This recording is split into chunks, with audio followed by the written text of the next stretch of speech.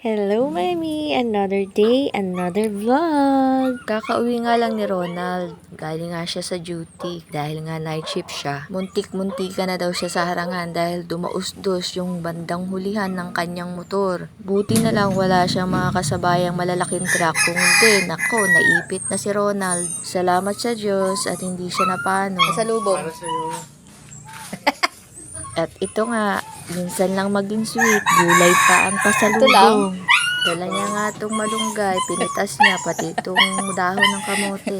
Ang inaantay ko talagang iabot niya, yung kanyang sahod. Kaso lang, dili nga daw. Sabi May nga inaantay niya, ako eh. wala pa daw binigay si sister. At ito pa nga, nag-abot siya ng May dalawang inaantay puso ko. niya. Dalawang puso ng saging. Alam ko yung inaantay mo, wala pa.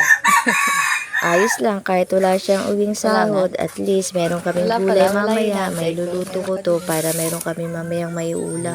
At may pahabol pa, Wala. meron pa palang Walang Indian mango. noodles. At ito nga, inihanda ko na agad itong kamote tops, pati hinaluan ko na rin ng malunggay.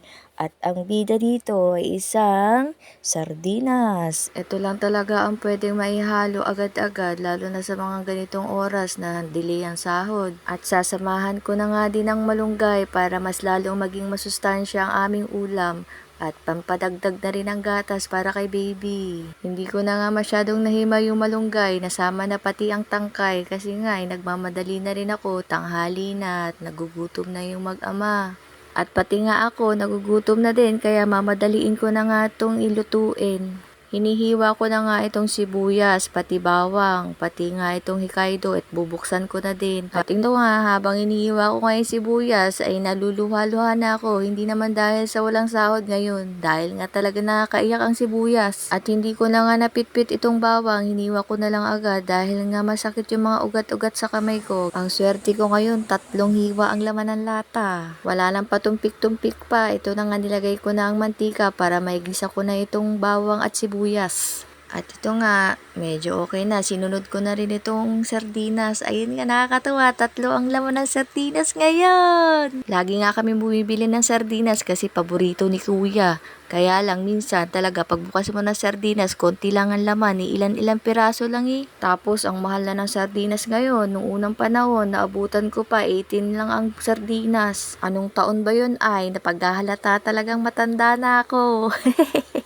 Ang nilagay ko ang pampalasa, paminta, magic para may sarap, at asin. Ayun lang naman. At yun nga, naging matamis-tamis ang sabaw dahil nga sa fresh yung ating gulay. At ito nga, tatakpan ko lang saglit para nga maluto yung mga gulay. At ayan na, ready na ang ating ulam. Ang ating ginisang kamote tops with malunggay.